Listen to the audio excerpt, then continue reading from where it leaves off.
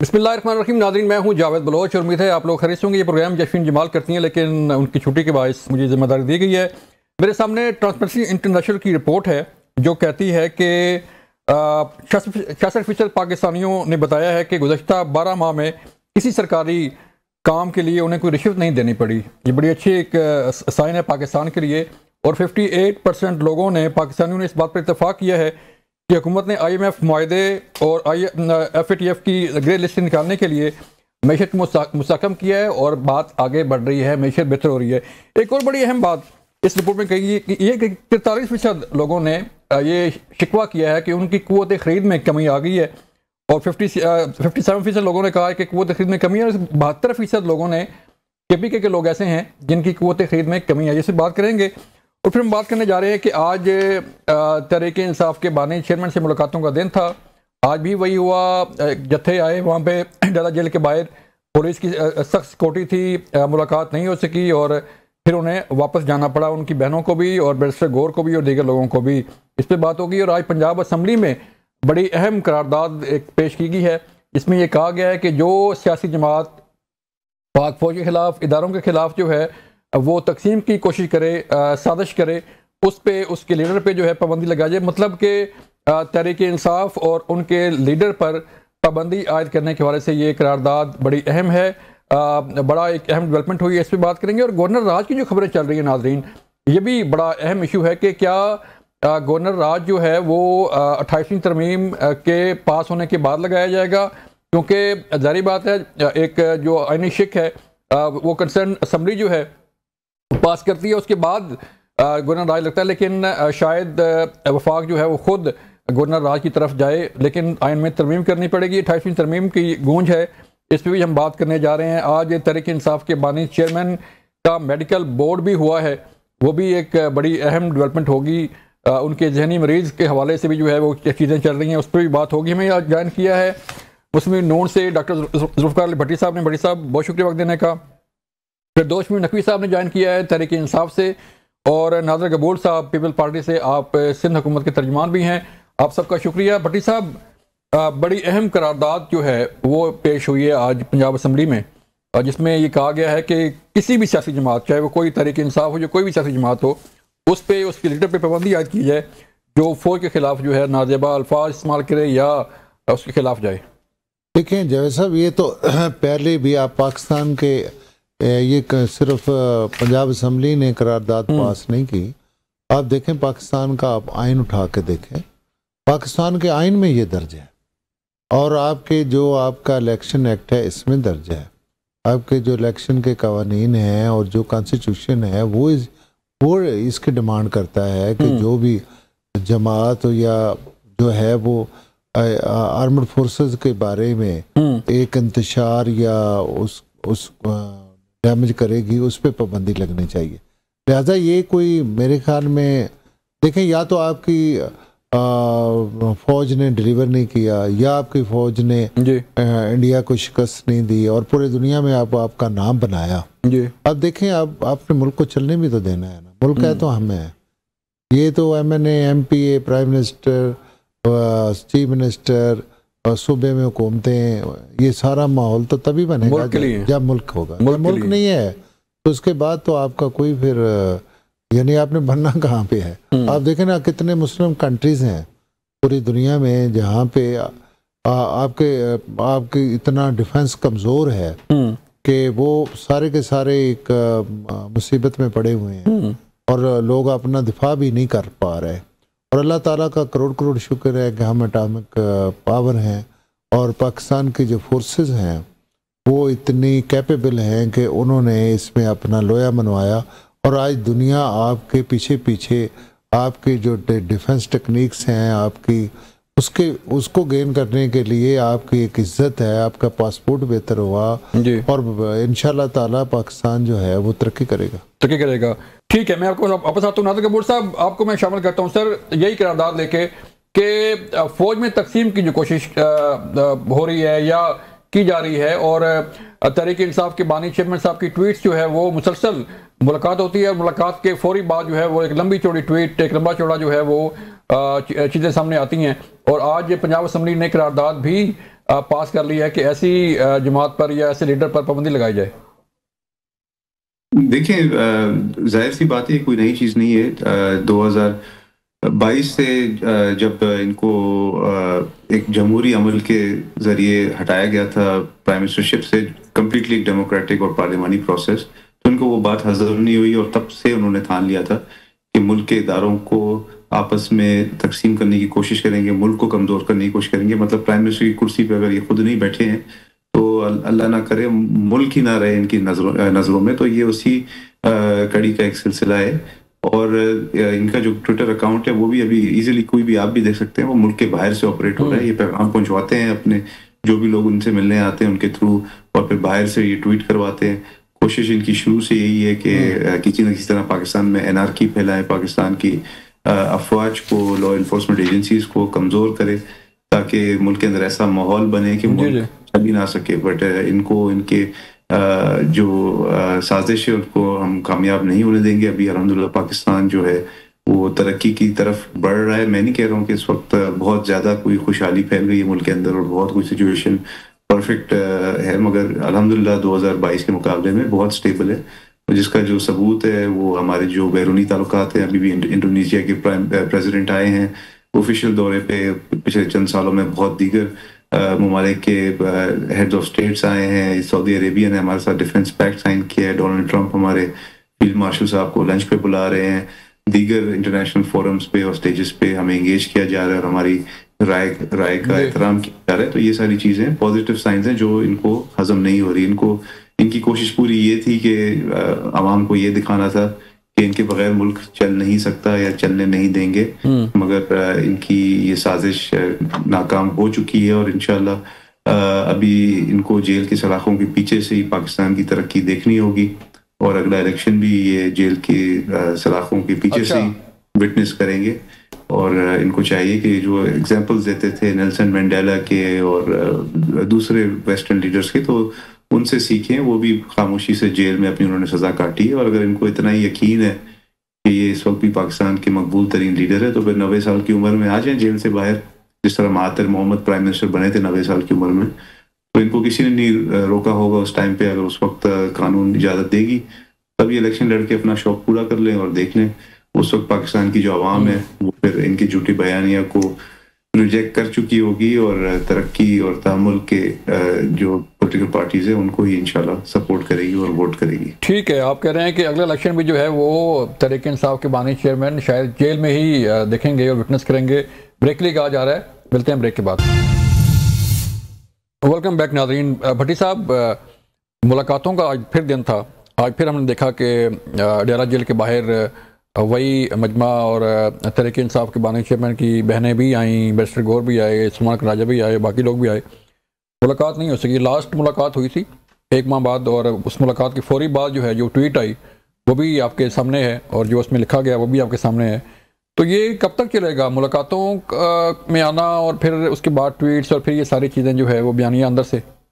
देखिए, उनको आपको पता है कि जब इमरान खान साहब को कितना लिबरल वे से और कितने अच्छे तरीके से उनकी मुलाकातें हो रही थी और ऐसे लगा हुआ था कि जैसे वो एक सियासी जो है बैठक बनी है, कोई आ रहा है कोई जा रहा है, वकला आ रहे हैं, रिश्तेदार आ रहे हैं, वर्कर मिल रहे हैं, सारी चीज़ें। लेकिन इसका उन्होंने कितना नाजायज़ फ़ायदा उठाया कि उन्होंने वहाँ बैठ कर भी जो है वो पाकिस्तान की अफवाज को, पूरे सिस्टम को डिस्टेबलाइज करने की कोशिश की, इंतशार फैलाने की कोशिश की, लॉ एंड आर्डर के मसले पैदा किए। तो मजबूरन जो है इस पे पाबंदी लगानी पड़ी और इस पे पाबंदी को हुकूमत ने थोड़ी लगाई थी। ये देखें ना, हुकूमत ने नहीं लगाई पाबंदी इस पे, ये एक जेल मैनुअल के मुताबिक, क्योंकि वो सजा याफ्ता कैदी है और उसकी पाबंदी लगाई गई। अब देखेंगे इनका अपना रवैया है कि अगर ये तो नहीं हो सकता ना कि आप अंदर बैठ के बाहर आ रहे हैं जी और वो एक लंबी चौड़ा अपना एक तरीकाकार बन रहा है। उस वक्त तो मियां नवाज शरीफ साहब को इन्होंने सदारत से भी हटाया था। इन्होंने कहा था कि वो पाकिस्तान मुस्लिम लीग नून की सदारत नहीं कर सकते। आपको पता है कि मियां नवाज शरीफ साहब जो हैं वो सजा याफ्ता हैं, तो अब ये सजा याफ्ता नहीं है। हाँ जी, ये इनकी ये बहुत बड़ी बीमारी है। और ये मैं तो ये बीमारी तो वैसे भी आपको पता ही सारे मुल्क में ये बात है कि इनकी ये इनके ये अपने ये इन्होंने हर अभी नकवी साहब मुझे हंसी आ रही थी। अभी नकवी साहब कह रहे थे कि ये एस्टेब्लिशमेंट में ये लिखा है वो लिखा है, तो इन्हें ये पूछें तो 2017-18 में ये इन्होंने पाकिस्तान का आइन नहीं पढ़ा था, ये इन्होंने अभी आइन पढ़ा है। अभी इन्होंने ये इनको पता चला है कि जो फौज जो है वो हलफ लेती थी जिस वक्त मेरे जैसे बंदे पे भी 2 दहशतगर्दी के पर्चे आपको पता है करवाए इन्होंने, तो उस वक्त इनको नहीं पता था कि ये चीज़ें हैं। मतलब क्या कैसी बातें करते हैं जो इनका सिर्फ देखें, इनका ना तो एस्टेब्लिशमेंट के साथ कोई रोला है ना इनका हमारे साथ रोला है। ये कहते हैं हम वज़ीर आज़म हैं, हमें हुकूमत मिल जाए, तो ये सारी चीज़ें जो अभी जिस पे ये क्रिटिसाइज कर रहे हैं या जिनको ये खिलाफ आइन या खिलाफ कानून कहते हैं वो ठीक हो जाएंगे, वो सारी ठीक हो जाएंगी।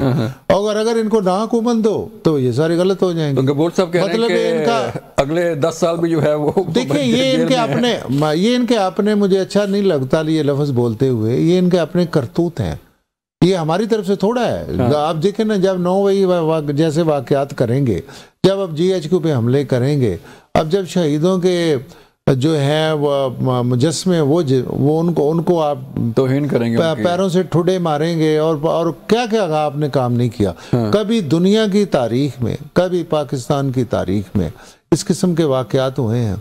और कभी ये हुआ है कि कभी आप इंडियन चैनल्स पे इंटरव्यू दे रहे हैं, कभी आप जनाब ये कहते हैं कि जिसने NDU में गए तो NDU में जो गया तो वो गद्दार है। कभी आज तक आपने सुना है कि आपने अपनी फौज के बारे में, अपने इदारों के बारे में आप कहते हैं हमारे पे इल्ज़ाम लगाते हैं।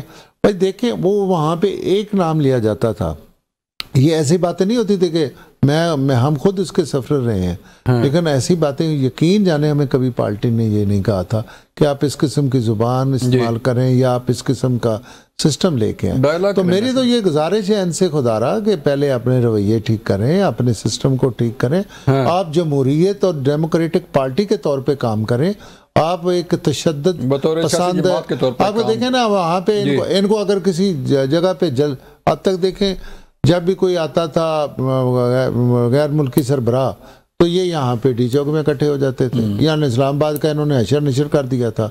यहाँ के आप देखें यहाँ पे इन्होंने दीवारें गिराई, क्या नहीं काम किया, PTV पे हमला नहीं किया। इधर आपके सामने ये जो अपना दीवार है ये इन्होंने नहीं गिराई। और मतलब क्या क्या काम इन्होंने। नकवी साहब क्यों जो है वो डायलॉग की बात आप पहले भी कर रहे थे, जब हम बात कर रहे थे कि डायलॉग होने चाहिए, तो स्पीकर कौमी असम्बली ने भी जो है वो डायलॉग की बात की है दोबारा से कि वो फैसिलिटेट करने के लिए तैयार हैं। जो मुलाकातें जो है वो होती हैं, लेकिन मुलाकात के बाद जब बाहर से जो है ट्वीट होती है तो फिर उस पर जो है वो इतराज़ है गवर्नमेंट को भी कि वो ट्वीट क्यों है वो कौन। देखिए it doesn't make a difference. जहां तक हजरत बात करूं, उनका हमला याद है कि क्या किसने हमला किया था? PTI ने किया था या PMLN के वर्कर ने किया था? वो जो कहा था ये तो आते हैं 3 साल के लिए, वो मैंने कहा था या आसिफ जरदारी ने कहा था? ये जो इसके पीछे ये मरियम नवाज ने कहा था। 9 मई आप पर है ना, वो कह रहे हैं कि 9 मई जो है कभी किसी सियासी ने किया। चैलेंज करेंगे उसके सबके जवाब लेट्स मूव फॉरवर्ड जी। पिचिंग कॉन्टेस्ट से कोई फायदा नहीं है। तो इसीलिए कह रहे हैं कि डायलॉग पता है कि मैं तो खुद कह रहा हूं कि हर चीज का हल डायलॉग है। हमने दावत दी है, कॉल करें ना नेशनल कॉन्फ्रेंस, आज दूसरा दिन हो गया, क्यों नहीं कॉल करते? इससे क्या उन्हें पता है कि वो एक्सपोज होते हैं जो लोग जो करते हैं। अच्छा नकवी साहब जो ऑब्जेक्शन है सर मुकम्मल करते देखिए आप बीच से जब रोकते हैं बगैर मेरी बात मुकम्मल हुए हुए, या तो एक सवाल पूछे और कह दे 1 मिनट में जवाब दे, मैं 1 मिनट में कंट्रोल कर लूंगा, लेकिन मुझे आप मुकम्मल करें। पंजाब असेंबली का इलेक्शन क्यों नहीं हुआ 90 दिन में? KP का असेंबली का क्यों नहीं हुआ 90 दिन में? कौन जिम्मेदार है? और जो नेशनल असेंबली का वो भी 90 दिन में नहीं हुआ। जो डिलिमिटेशन हुई वो अनकॉन्स्टिट्यूशनल हुई। कॉन्स्टिट्यूशन को तोड़ने वाले कौन है? उसका कोई इतराक नहीं है इस पूरी कौम को। झूठी बातें करके मेरा जो क्वेश्चन है सर, मेरा जो क्वेश्चन है वो ये कहते हैं कि जब मुलाकात होती है तो उसके फौरी बाद जो है वो ट्वीट की जाती है। और कौन से ऐसे कैदी हैं कि उन्हें सहूलत मुयसर है कि मुलाकात हो और फिर एक लंबी चौड़ी ट्वीट हो जाए? जी, मैं ट्वीट को वैसे कौन कर रहा है वैसे, आप बता देंगे? एक चीज, पहली चीज फ्रीडम ऑफ स्पीच है। ट्वीट कौन कर रहा है sir? Is there something like non freedom of first freedom of speech है कि नहीं है इस मुल्क में? कॉन्स्टिट्यूशन में लिखा है कि नहीं लिखा हुआ? फ्रीडम ऑफ एसोसिएशन है कि नहीं? कॉन्स्टिट्यूशन में लिखा है कि नहीं? फ्रीडम ऑफ थॉट है कि नहीं है? जब ये सारी चीजें, तो सवाल कैसे बनता है? ये सवाल ही नहीं बनता। ट्वीट कैसे करते हैं ये अपनी जेल अथॉरिटीज से पूछे। नहीं, मैं तो ये पूछ रहा हूँ कि ट्वीट करता कौन है? आपके लम्हे है? से पूछे। आपके लम्हे है? वो देते नहीं है जी। आपके लम्हे है कि ट्वीट कौन करता है? मैं क्यों बताऊं अगर पता भी है? ठीक, ये अजीब बात है। Why should I tell? ठीक है नादर भाई, नॉट बाउंड टू टेल। हमें हमारा लीडर ट्वीट करता है, जिस तरीके से भी करता है, कौन भी करता है, बाहर करता है, अंदर करता है। नादर भाई, नादर कपूर साहब, बात ये ना, कुछ चीजों को ठीक है सर, पॉइंट आ गया। वो भी यही कहेगा कि साबित करें। मैं तो यही बात कह रहा हूँ ना, तो मुझे जब पता नहीं है तो मैं नाम क्यों लूं? मैं भी क्या सराई करूंगा, आप भी करते रहिए। ठीक है नादर भाई, यही क्वेश्चन जो है वो सामने आता है कि मुलाकात होती है, जो बड़ा मेन जो ऑब्जेक्शन यही आता है गवर्नमेंट की तरफ से। भट्टी साहब भी कह रहे थे कि मुलाकात होती है, मुलाकात करें, बातचीत करें, लेकिन उस मुलाकात के बाद जो है वो एक लंबी चौड़ी ट्वीट जो है वो आती है, एक चार्जशीट, जो है इल्ज़ाम से भरी ट्वीट जो है वो आती है, फौज के खिलाफ भी, फील्ड मार्शल के खिलाफ भी, और बाकी जो है वो उसमें जहर भरा होता है। तो इस पे फौज के खिलाफ नहीं आती, फौज के खिलाफ नहीं सर, फौज के खिलाफ भी आती है ना। हमूदुर्रहमान कमीशन का किसने कहा? हमूदुर्रहमान कमीशन का किसने कहा? सर आपके देखें, मुजीबुर्रहमान शामी के बारे में कौन कहता है? मुझे ये बता दें कि आपका इतना है कि मुजीबुर्रहमान शामी से आप बड़ा इंप्रेस्ड हैं, वो बताएं कि वो लीडर है आपका या यहाँ पाकिस्तान में जो है वो कर रहे हैं क्या?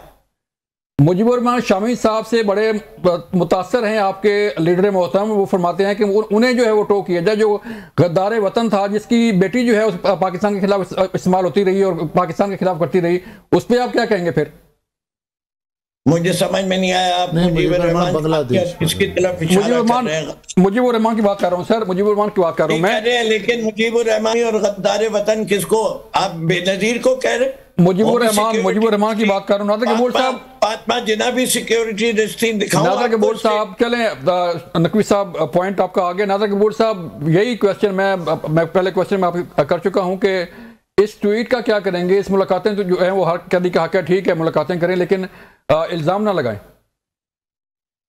देखिए, मुलाकात तो जेल मैनुअल के मुताबिक हो सकती है, जेल मैनुअल जिसको इजाजत देती है, पर बिल्कुल इस बात से तो कोई दो राय नहीं है कि जिस तरह की ट्वीट्स करते हैं वो, उससे ऑब्वियसली वो इंस्टीट्यूशंस को और जो सरबराह हैं हमारे इंस्टीट्यूशंस के, उनको टारगेट करते हैं। मुल्क के अंदर एक कंफ्यूजन और नेगेटिव प्रोपेगेंडा फैलाने की कोशिश करते हैं, तो वो जाहिर सी बात है वो अलाउड नहीं होना चाहिए। और स्पेशली ऐसे दौर में जहाँ पे सोशल मीडिया इतनी वाइडली फॉलो की जाती है और आवाम की राय को उससे इन्फ्लुएंस किया जाता है, तो एक शख्स जो कि जेल में बैठा हुआ है उसको इजाज़त बिल्कुल कतई तौर पे नहीं होनी चाहिए। ये तो इस तरह से हो गया जैसे आप किसी जेल में किसी मुजरिम को आप प्रेस कॉन्फ्रेंस की इजाज़त दे रहे हैं, तो ये तो मतलब बिल्कुल अकल के अंदर बात ये फिट ही नहीं होती कि आप किसी मुजरिम को किस तरह से मीडिया का एक्सेस दे सकते हैं। और ये गवर्नमेंट को बिल्कुल कंसिडर करना चाहिए कि अगर ये चीज़ कंटिन्यू होती रहे तो फिर शायद मुलाकातें इस बुनियाद पे भी रोकी जा सकती है कि हर दफ़ा आप मुलाकात करने देते हैं, एक फैसिलिटी फराहम करते हैं उनको, और फिर उसका वो गलत फायदा, नाजायज फायदा उठाते हैं। साहब, माजरत के साथ अगर एक जुमले की इजाजत दे तो कहता हूं आप सही है।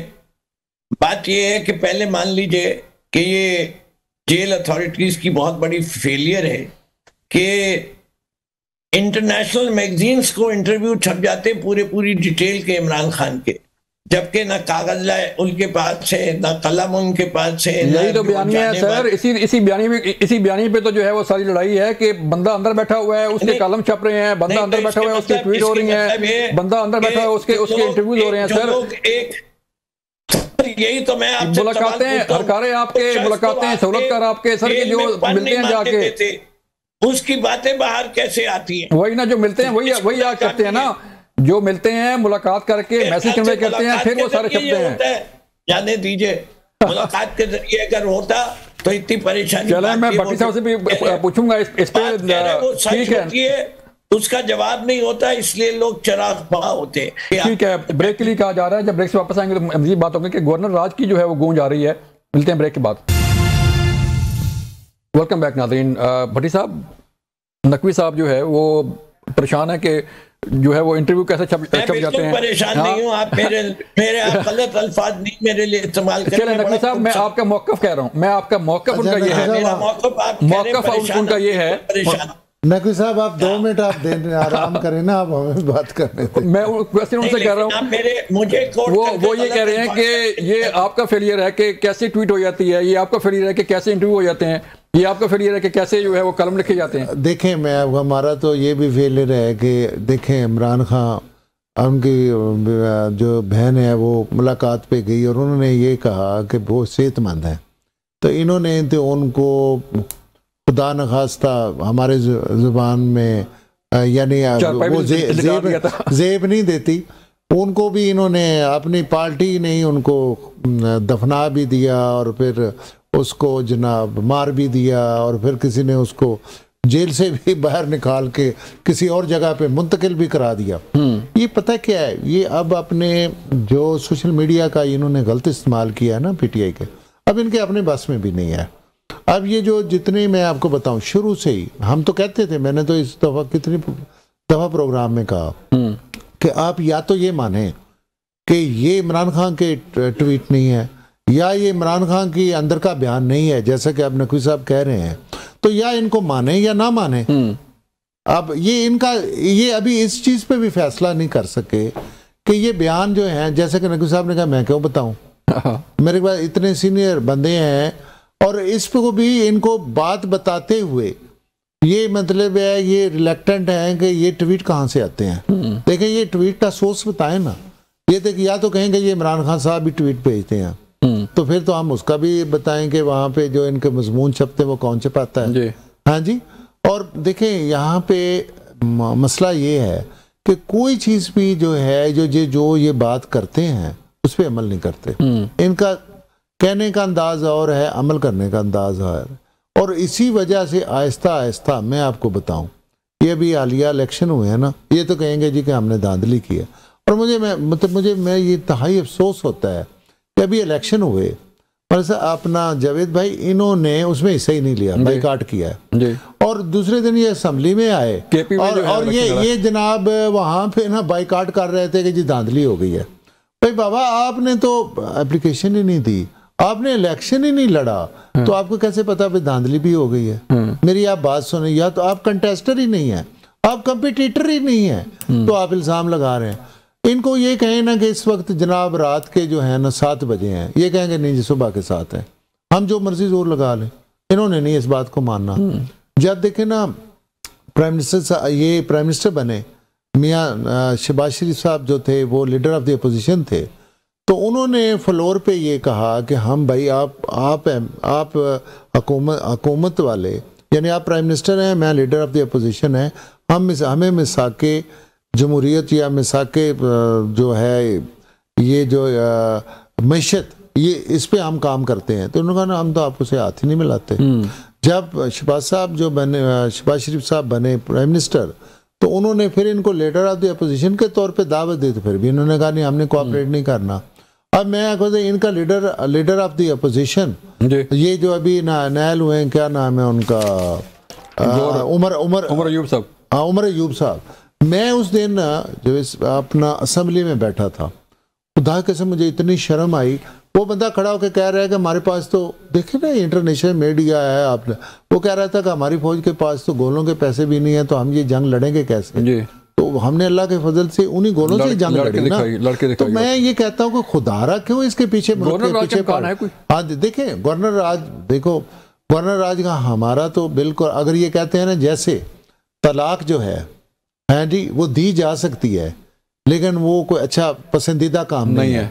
इसी तरीके से हम गवर्नर राज को पसंदीदा अमल नहीं देखते, लगा सकते हैं। लेकिन अगर बीवी इतनी कुपत हो, बदकरदार हो और सारा कोई ना कोई इतना रपट डाले तो बंदे को तलाक भी देनी पड़ती है। तो ये गवर्नर राज का भी ऐसे ही। ठीक है नकवी साहब, मैं गवर्नर राज की बात कर रहा हूँ कि गवर्नर राज का जो है वो काफ़ी गूंज है और 28वीं तरमीम की काफ़ी गूंज है।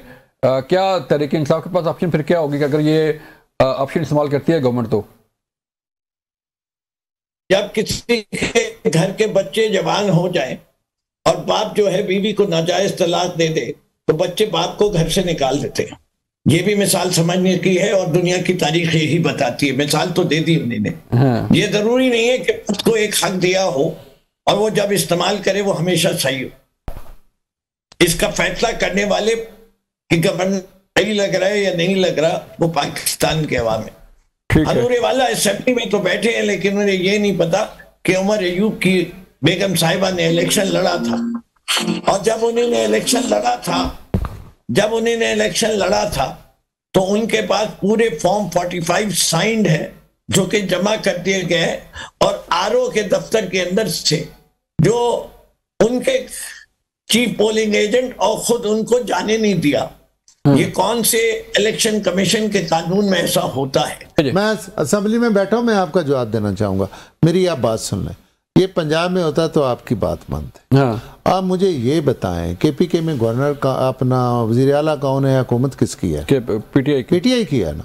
और किसका है भाई? आप मेरी बात तो सुन लें। आप बात सुन लेना फिर। ये प्रोविंशियल है, फेडरल है? मेरी आप बात सुने। आप थोड़ी सी ब्रेक लगाएं। ब्रेक को इंटरप्रेट किया। अब आप मेरी बात को इंटरप्ट किया तो जवाब मुझे देना। इलेक्शन मैं इसी साइड पे आ रहा हूँ। उसके ऊपर वहां जिन्होंने नकवी साहब जवाब सुन लेना, सुन ले आप बोले। अच्छा मेरी आप बात सुन लें। अब आप तमर से सुने तो सही ना भाई। आप अच्छे खासे बचोर आदमी हैं, थोड़ी बात तो सुन लेना। अच्छा देखें, मैं आपको बताऊं, ये जब पिछली दफा इलेक्शन मैं आता हूं आपके पास भी, जब पिछली दफा इलेक्शन हुए ना, तो पिछली दफा जो पिछले 2013 अपना 18 वाले 13 वाले, तो फिर इन्होंने ये कहा कि जनाब ये जो जजेस हैं ना, ये जजेस आरओ ठीक नहीं है, ये आरओ इलेक्शन है। आपको पता है? ऐसे ही है। उसकी इंक्वायरी भी कराई, क्या निकला आपको पता ही है। अच्छा इन्होंने जजेस पे बस भाई आप 2 मिनट चुप करें ना भाई, चुप करें ना। नकवी साहब क्या हो गया? और कैसे आपको करंट लग जाता है? चुप करें ना यार, चुप करें यार। अच्छा मेरी बात सुना, बात तो सुने ना, बात तो सुन ले, जवाब तो सुन ले। नकवी साहब क्यों आपको करंट हो जाता है? मेरी बात तो सुन ले। आप उधर दूर बैठे हैं, मेरे हाथ में तो कोई चीज भी नहीं है। अच्छा मेरी बात देखें, मैं आपको जब उस वक्त ये कहते थे कि जुडिशली जो है ना ये आरओ का इलेक्शन है, आपको पता पूरा 5 साल ना, जैसे आप फॉर्म 47 का रोला डालते हैं, इन्होंने ढोल लिया, कूटना शुरू कर दिया। ये जी जनाब आरओ के इलेक्शन है, जजेस ने ये कर दिया जजन। अच्छा उनको हटा के इन्होंने इंतजामिया को ले आया। पूरे जो जितना भी इलेक्शन कमीशन का अमला होता है वो सारे का सारा अमला जो है वो आपका इंतजामिया है। इनके अपने प्रोविंशियल और ये मिक्स से होते हैं।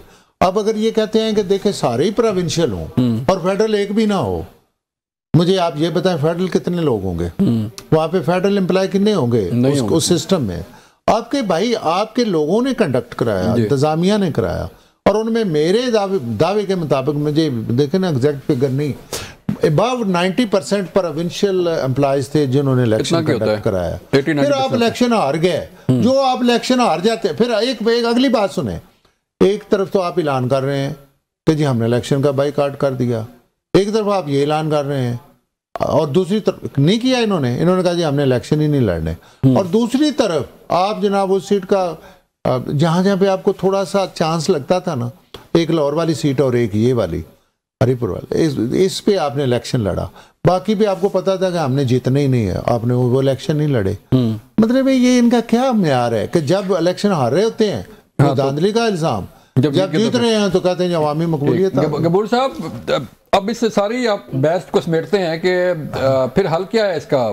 कोई जारी बात है, सियासी जमातें हैं, तहरीक इंसाफ भी सियासी जमात है, आप भी सियासी जमात हैं, नून लीग भी सियासी जमात है, तो डायलॉग क्यों नहीं होता? देखिए, जाहिर सी बात है, जब एक पार्टी डायलॉग करना ही नहीं चाहती, उनका एक सिंगल पॉइंट एजेंडा है कि हमारे बानी चेयरमैन को जेल से फौरन शिफ्ट करके उनके घर मुंतकिल किया जाए, तो उनसे फिर क्या डायलॉग कर सकते हैं? हम तो बार बार कोशिश करते हैं कि उनसे पॉलिटिकल एक डिस्कोर्स किया जाए, मगर वो उनकी पॉलिटिक्स ख़त्म और शुरू उनके बानी चेयरमैन से होती है। मुल्क, आवाम, मुल्क की मईशत, आवाम की परेशानी, ये तो इनकी तरजीह नहीं है। टेररिज्म के जो चैलेंजेस हम फेस कर रहे हैं, दीगर जो इंटरनेशनल जो हमारे चैलेंजेस या अपॉर्चुनिटीज़ है, उनके ऊपर तो ये डिबेट ही नहीं करते। अब इनके 90 से ज़्यादा, एग्जैक्ट फिगर मुझे याद नहीं, इनके एमएनएज हैं असेंबली के अंदर, और एक पूरे सूबे की गवर्नमेंट इनके अंडर है। ये मतलब ये कोई छोटी बात नहीं है। पीटीआई इस वक्त भी अच्छा खासा पॉलिटिकल रोल प्ले कर सकती है, और स्पेशली कंसिडरिंग के जो जिस सूबे में इनकी गवर्नमेंट है 4.5 करोड़ से ज्यादा उसकी आबादी है, वो सबसे ज्यादा सफर कर रहे हैं टेररिज्म की वजह से, लॉ एंड ऑर्डर की वजह से। तो वहां पे आवाम को रिलीफ दे, वहां पे एक मॉडल किस्म की गवर्नेंस करें, और फिर बात भी कर सकते हैं ये कि भाई देखो, हमने इस सूबे को ट्रांसफॉर्म कर दिया, इतना हमने मॉडर्नाइज कर दिया, या इस तरह की हमने रिलीफ आवाम को दी। वहां पे अनफॉर्चुनेटली आवाम बहुत ज्यादा परेशान है, वहां पे टेररिज्म की वजह से, लॉ एंड ऑर्डर की वजह से, फिर इसके अलावा करप्शन के जो स्कैंडल्स इनके निकले, अरबों रुपए के अलग अलग करप्शन स्कैंडल्स निकले, उस चीज से ये बेसिकली डाइवर्ट करते हैं आवाम को, और सिर्फ एक ही चीज पे फोकस करते हैं कि हमारे लीडर को जेल से क्लीन चिट, बिल्कुल जिस तरह होता है ना कि कागज फाड़ के जो सजा उनको मिली है वो उनको इग्नोर करके घर भेज दिया जाए, ऐसा तो नहीं होता ना। इनका पार्टी का नाम ही तहरीक इंसाफ है।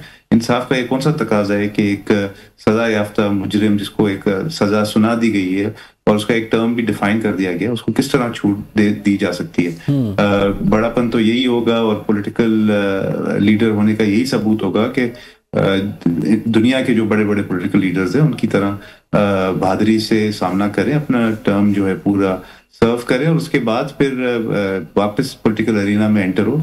उस वक्त आई डोंट थिंक कोई इन पे बार होगा पॉलिटिक्स करने पे, वो तो खैर उस वक्त देखा जाएगा when the time comes. But as for now इनको चाहिए कि जेल में आराम से पुशअप्स लगाएं और वर्कशॉप करें, और जो इन्होंने अपना पार्टी की जो क़यादत चुनी है, जिसमें जाहिर सी बात एक चेयरमैन भी है और दीगर पूरी पार्टी की जो काबीना है, उसको एम्पावर करे और उसको अलाउ करे कि political debate, political dialogue, political discourse में हिस्सा ले, असेंबली के अंदर आवाम के इशूज पे डिबेट करे, और स्पेशली जो इनके जो नए जिसको ये कहते हैं कि youngest CM of any province, उसको मौका दें कि वो परफॉर्म करे और साबित करे कि वो एक अच्छा सीएम और एक यंग शख्स। मुझे तो बड़ी खुशी होगी कि मैं भी एक यंग पॉलिटिशियन हूँ। तो एक यंग पॉलिटिशियन अगर एक पूरा सूबा चला सकता है और अच्छी तरह चला सकता है, तो फिर मेरे जैसे लोगों के लिए इंशाल्लाह फ्यूचर में अपॉर्चुनिटीज बनेगी कि आप मैं भी अगली दफा सीएम बन जाऊं। ठीक है नकवी साहब, बहुत शुक्रिया। वक्त खत्म हो गया नाजरीन। नकवी साहब आपका शुक्रिया, इकबाल साहब आपका शुक्रिया, भट्टी साहब आपका शुक्रिया वक्त देने के। नाजरीन, ये था आज का प्रोग्राम। अपना ख्याल रखिएगा। अल्लाह हाफिज़।